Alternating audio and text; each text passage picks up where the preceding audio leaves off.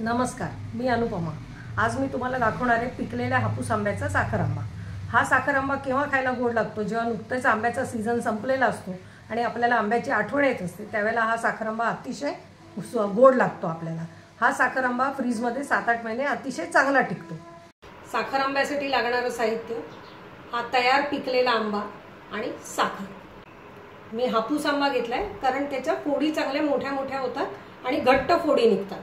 तर साखर आंब्याकरता आपल्याला हापूसचाच आंबा नेहमी चांगला पडतो। या आंब्याच्या फोडी आहेत आपण करून घेतलेल्या आहेत, त्या आता कुकरमध्ये 2 शिट्टी वाफवायच्या ठेवायचं आणि 2 शिट्टी देऊन त्या वाफवून घ्यायच्या। म्हणजे या इथे आपण आंब्याच्या फोडी वाफवून घेतलेल्या आहेत, त्याला थोडंसं पाणी सुटलंय, ते आपण आता साखरेच्या पाकात वापरून टाकू। आंब्याच्या फोडी घेतल्या होत्या, त्याच्याकरता आता पाक तयार करण्याकरता मी 1 वाटी साखर इथे घेतलेली आहे।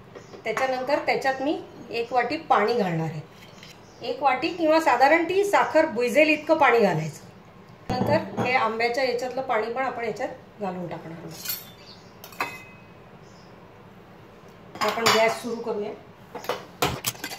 साखर विरघळेपर्यंत तर आपल्याला हलवतच राहायचं आहे आणि याला चांगली उकळी फुटली की आपल्याला त्या फोडी त्याच्यात घालायच्या आहेत। मग 1 तारी पाक झाला की आपला साखर आंबा झाला। साखर सगळी विरघळून पाण्याला चांगली उकळी फुटलेली आहे, त्यावेळेला आपण आता ह्या आंब्याच्या फोडी त्याच्यात घालणार आहोत आणि आंब्याच्या फोडी घातल्यानंतर मात्र आपण हळूवार हलवणार आहोत, म्हणजे मग त्या फोडी मोडल्या नाही जाणार। आणि आता आपल्याला हे 1 तारी पाक होईपर्यंत आपल्याला हे आटवत राहायचं। आंब्याचा साखर आंबा असल्यामुळे याच्यात वेलची वगैरे आपण काही घालायचं नाही। याच्यात मुख्यत्वे आंब्याचीच टेस्ट आली पाहिजे। हा साखर आंबा सगळ्यात छान केव्हा वाटतो? जेव्हा आंब्याचा सीझन संपून जातो आणि आपल्याला मनाला हुरहुर लागते, अरे आता आंबे नाही, त्यावेळेला हा साखर आंबा खाल्ला की आपली थोडीशी आंबे खाण्याची जी इच्छा आहे ती थोडीशी शमते। तर हा थोडासा पाक आपण वाटीत घेऊन पाहायचा आहे, थोडा गार होऊ द्यायचा, त्याला तार आली की नाही आपण चेक करायचं आहे। अशी आपली 1 तार आलेली आहे। आता फक्त थोडा वेळ गॅसवर तसंच ठेवलं आहे मी। थोडं कमी झालं असेल तरी ते गॅस बंद करून स्वतःच्या उष्णतेत परत तो घट्ट होत राहतो। हा आत्ता असा पातळ दिसतोय, तो गार झाला की घट्ट होतो।